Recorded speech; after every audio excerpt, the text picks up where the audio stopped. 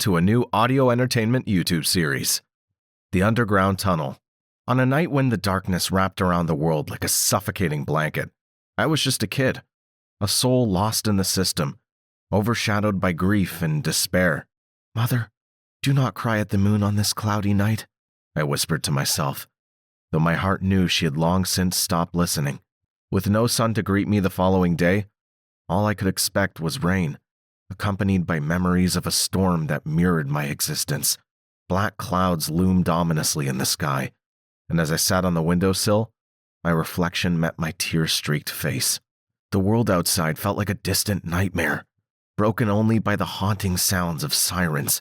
The red and blue lights danced like spirits in the darkness, blinding me momentarily. Desperate to hide, I jumped down from my perch, but that light continued to pierce through my fractured reality. "Hey kid, you all right?"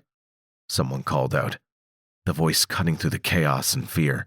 As the door swung open, revealing the chaos lurking outside, I saw the flames that had consumed my world. The firefighter crouched down, urging me to hold on tightly.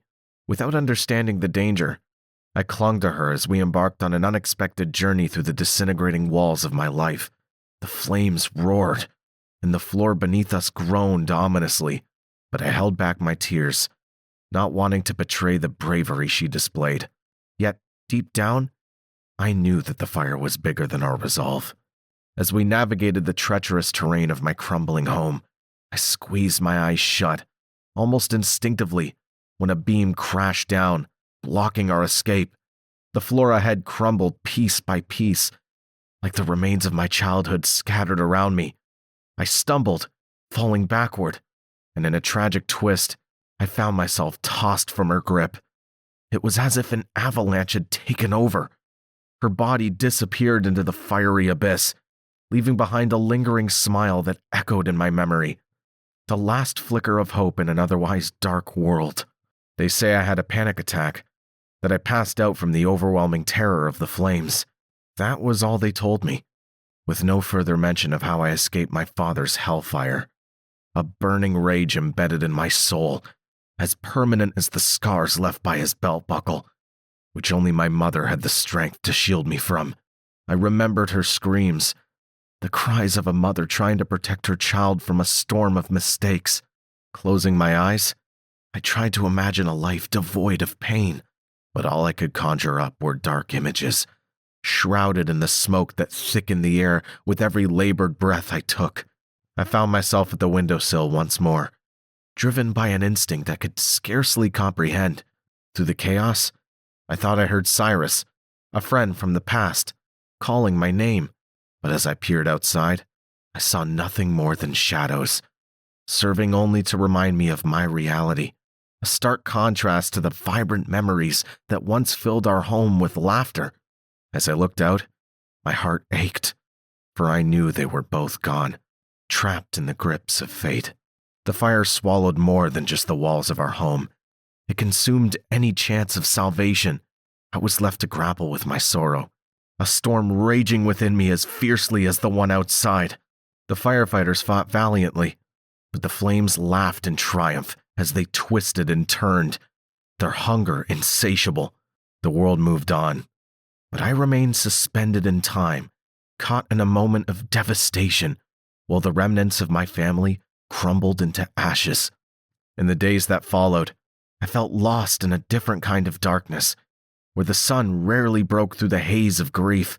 I wandered through the system, like a ghost searching for a home, haunted by fleeting images of a mother who loved me fiercely, but could not save herself. The laughter we shared at dinner, the way her eyes sparkled when she spoke of hope, the memories flickered like distant stars, barely illuminating the vast chasm of my sadness. It was a journey, an endurance test of the spirit, but every step tethered me to the remnants of my past.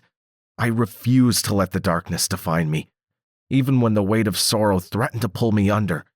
I looked to stories of others who walked the same path and found a flicker of hope, the realization that I was not alone in my fight.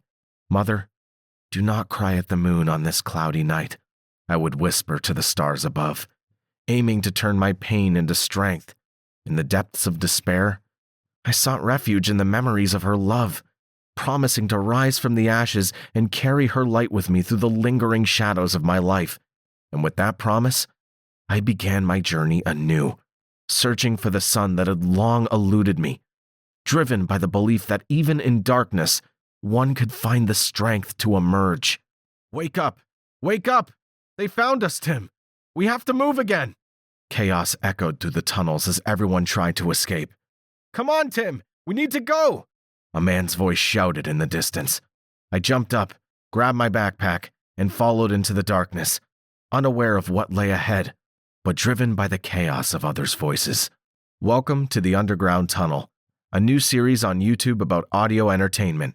Subscribe and like to catch part 2 of the 5-part short story series.